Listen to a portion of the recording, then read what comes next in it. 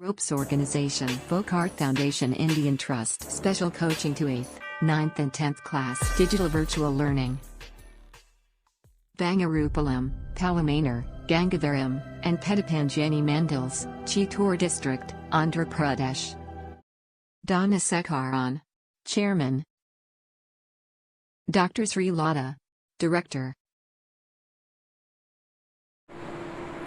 Hello, hi. Welcome to new academic year, and we are going to start the new fundamental classes of biology onwards now. ఇప్పటి నుంచి మనము బయాలజీలో fundamental classes చెప్పబోతున్నాం. ఈరోజు ఏంటి అంటే just బయాలజీకి అంటే biology అంటే ఏంటి, దాని యొక్క ఇంట్రడక్షన్, దాని యొక్క ఇంపార్టెన్స్ ఏంటి, సైంటిస్టులు అంటే శాస్త్రవేత్తలు ఎవరైనా ఇన్వాల్వ్ అయ్యారా అనే దాని గురించి మనము డిస్కస్ చేయబోతున్నాం. అండ్ ఫస్ట్ ఆఫ్ ఆల్ ఇక్కడ బయాలజీ అంటే ఏంటి, what is mean by biology అని మనం తీసుకుంటే, biology it is a science. Biology it is a science, మనకు తెలుసు. Science, the word derived from the scientia. Science అనే పదం ఎక్కడి నుంచి వస్తుంది? సెయింటియా అనే పదం నుంచి వస్తుంది. దీన్నే సిరే అని కూడా అంటాం. Okay, and the both are Latin language words. Both are Latin language words. ఇవి లాటిన్ పదాలండి. లాటిన్ నుంచి అంటే లాటిన్ అనే భాష నుంచి వచ్చినటువంటి పదాలు ఏవి అంటే సైన్సియా అండ్ సిరే అనేటువంటి పదాలు. మనము దీని నుంచినే మనకి ఈ సైన్స్ అనేటువంటి పదం వచ్చింది. ఇప్పుడు what is mean by science అంటే, the science it is a acquiring knowledge. Science it is a acquiring knowledge. What is mean by science? Science it is a acquiring knowledge, and just we find innovative things. Okay, just we explore our knowledge towards the world. అంటే మనము కనుక్కున్నటువంటి విషయాలను నలుగురికి ఉపయోగపడే విధంగా దాన్ని తీర్చిదిద్దడాన్ని మనకి science అని అంటాం. అంటే మనము కనుక్కున్నటువంటి ఏదైనా సరే అది 10 మందికి ఉపయోగపడాలి. దాన్ని మామూలుగా మనము నాలెడ్జ్ అంటే దాన్ని సైన్స్ అంటాం. సైన్స్ అంటే నాలెడ్జ్ అని అర్థం. ఓకే, తెలుగులో దీన్ని మామూలుగా మనం ఏమంటామంటే జ్ఞానము అని అంటాం. ఓకే, తెలుగులో దీన్ని జ్ఞానము అంటాం. ఓకే, ఇది మామూలుగా ఫండమెంటల్స్ అండి. ఇప్పుడు బయాలజీ అనేటువంటి పదాన్ని కనిపెట్టింది ఎవరు, అసలు who is a father of biology అని మనం డిస్కస్ చేస్తే, బయాలజీని పేరు పెట్టిన శాస్త్రవేత్త వచ్చేసి Jean Baptiste Lamarck. Okay, in 1802లో జీన్ బాప్టిస్టే లామార్క్ అనేటువంటి సైంటిస్టు బయాలజీ అని పేరు పెట్టడం జరిగింది. ఓకే, ఆ తరువాత biology, who is a father of biology? Father of biology ఎవరు మనకి? Who is father of biology అంటే మనకి అరిస్టాటిల్ అని చెప్తాం. ఎవరండి? అరిస్టాటిల్ అని చెప్తాం. Who is a father of biology అంటే ఎవరు చెప్తాం? అరిస్టాటిల్ అని చెప్తాం.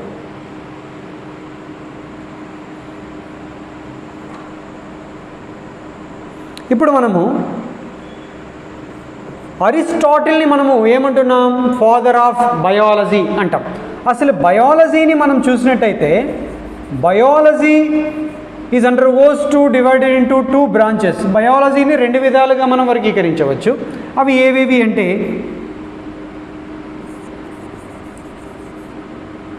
First one is plants. Okay, అంటే నార్మల్గా దీన్ని బోటనీ అంటాం, బోటనీ అని. సెకండ్ వన్ జువాలజీ అని అంటాం. What is mean by botany? What is mean by zoology means study about plants can be called as botany and study about the animals can be called as zoology అని అంటాం. అంటే మొక్కల గురించి అధ్యయనం చేసే శాస్త్రాన్ని మామూలుగా మనము బాటనీ అంటాం. దీన్ని తెలుగులో మనము వృక్ష శాస్త్రము అని అంటాము. అలాగే జంతువుల గురించి అధ్యయనం చేసే శాస్త్రాన్ని జువాలజీ అంటాము. దీన్ని మనం తెలుగులో జంతు శాస్త్రము అని అంటామండి. ఇది వృక్ష శాస్త్రం, ఇది జంతు శాస్త్రం. Who is father of biology అంటే అరిస్టాటిల్ అని చెప్పుకున్నాం. And who is father of botany అంటే థియోప్రాస్టస్ అని చెప్తాం.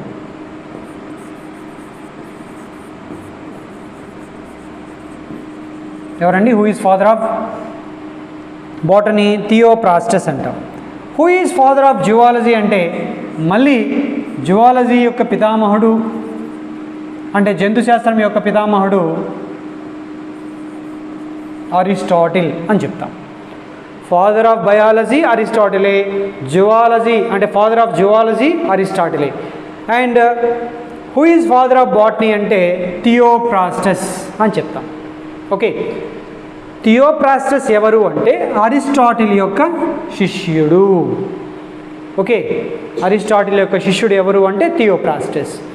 మనకి అరిస్టాటిల్ ఎవరి శిష్యుడు అంటే అరిస్టాటిల్ అనేటువంటి వ్యక్తి ఎవరి శిష్యుడు అంటే ప్లాటో అనేటువంటి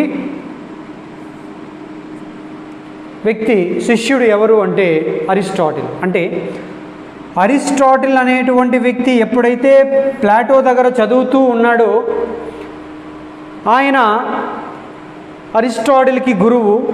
కేవలము సైన్స్లో అంటే జీవశాస్త్రంలో మాత్రమే 100/100 తెచ్చుకునేవాడు. మిగతా అన్ని సబ్జెక్ట్స్లోనూ 0 వచ్చేవి. నువ్వు ఎందుకు పనికిరావు, నువ్వు చదవలేవు అనేసి ఆయన ప్లాటో అనేటువంటి గురువు గారు అరిస్టాటిల్ని పంపించేయడం జరిగింది. ఆ తరువాత అతను ఇంటికి వెళ్ళిన తర్వాత వాళ్ళ అన్నయ్యకి చెప్తే వాళ్ళ అన్నయ్య ఏం చేశాడు అంటే అతను తీసుకెళ్ళి ఒక షిప్ యార్డ్లో జాబ్ కోసం పెడతాడు. అది ఒక 3 months లేదంటే మ్యాక్సిమం ఒక 1 year అనుకోండి, 1 year లేదా 3 months మొత్తం చేసిన తర్వాత జాబ్ ఎలా ఉంది, ఏం నేర్చుకున్నాం అనేది నేను 3 విషయాలు అయితే నేర్చుకున్నానన్నయ్య. I never learned in my past. నేను నా జీవితంలో ఇప్పటి వరకు నేర్చుకోలేదు.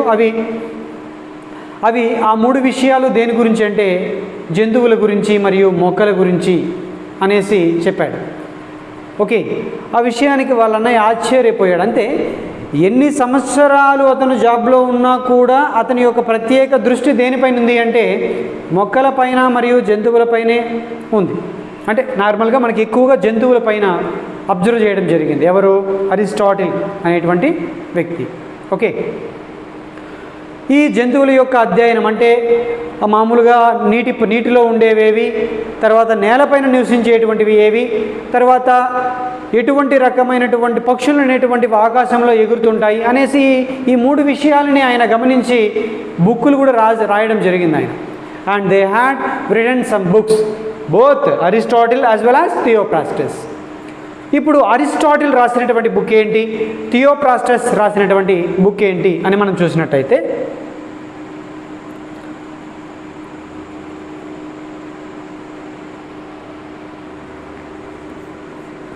అరిస్టాటిల్ అనేటువంటి సైంటిస్ట్ ఏ బుక్ రాశాడు అంటే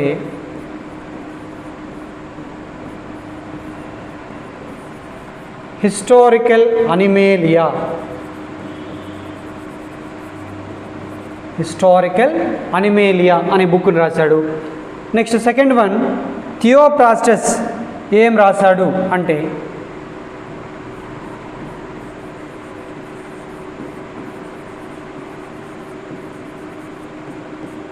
థియోప్రాస్టస్ ఏం రాశాడు అంటే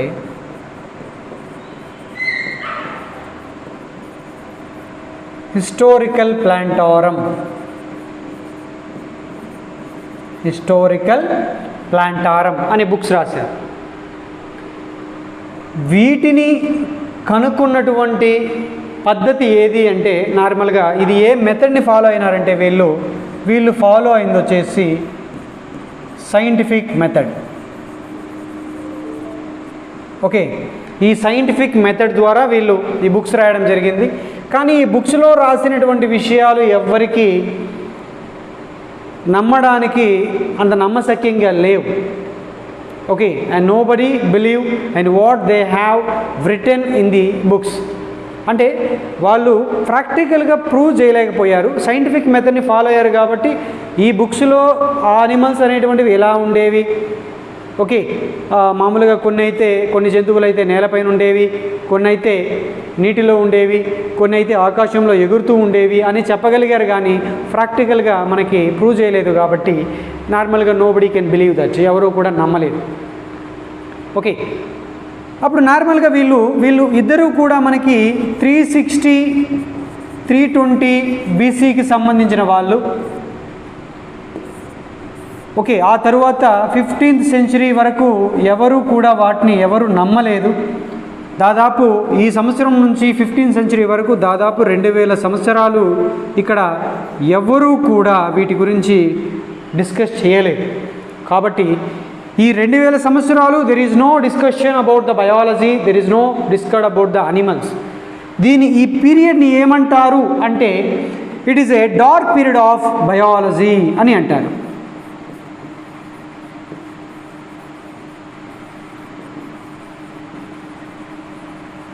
డార్క్ పీరియడ్ ఆఫ్ బయాలజీ అంటారు. దీన్ని జీవశాస్త్రం యొక్క చీకటి కాలము లేదా అంధయుగము అని అంటారు. ఓకే, ఆ తరువాత 16th centuryలో ప్రాక్టికల్ మెథడ్ని వాడి వీళ్ళు కొన్నిటిని ప్రూవ్ చేయడం జరిగింది. ఏ మెథడ్ వాడారు వాళ్ళు? ప్రాక్టికల్ మెథడ్ని వాడి వీటిని కొన్ని వాటిని ప్రూవ్ చేయడం జరిగింది.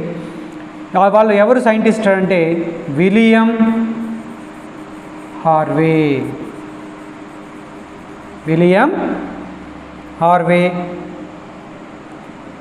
And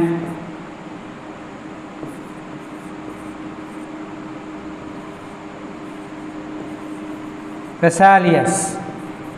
okay, Vesalius. William Harvey అనేటువంటి వ్యక్తి ఫిష్ పైన ప్రయోగాలు చేశాడు. ఇతను ఏమంటామంటే ఫాదర్ ఆఫ్ బ్లడ్ సర్క్యులేషన్ అని అంటాం. ఫాదర్ ఆఫ్ బ్లడ్ సర్క్యులేషన్, రక్త ప్రసరణ వ్యవస్థ యొక్క పితామహుడు అని ఎవరిని అంటాం? విలియం హార్వేని అంటామండి. ఇక్కడ వెసాలియస్ అనేటువంటి సైంటిస్ట్ని చూసినట్టయితే ఈయన్ని ఏమంటాం? నార్మల్గా Vesalius he discovered about the structure of the human body.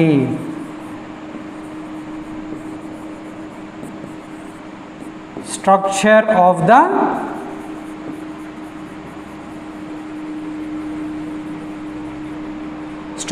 Of the human body అని అంటామండి. ఎవరిని? వెసాలియస్ అనేటువంటి సైంటిస్ట్ని. నార్మల్గా ఈయన అస్థిపంజర వ్యవస్థని కూడా డిస్కస్ చేయడం జరిగింది. అంటే స్కెలిటల్ సిస్టమ్,